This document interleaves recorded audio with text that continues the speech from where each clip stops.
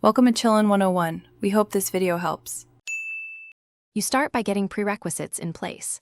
Install JDK 17 or newer and set Java Home so tools find the runtime.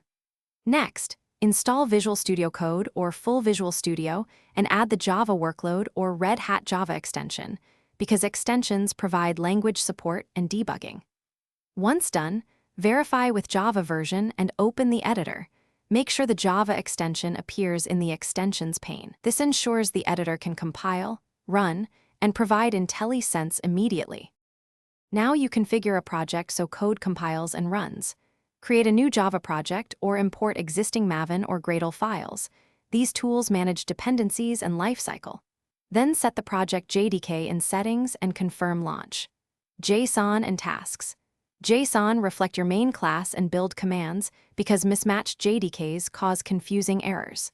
Once configured, enable optional extensions like Lombok if used, refresh the project, and run a simple main class to validate compilation and debugging are working together. Finish by setting up debugging and final tools so development is smooth.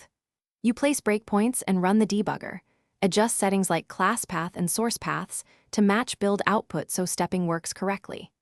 Install a test runner and execute JUnit or test ng suites to catch logic issues early and monitor the problem's pane for compile time errors.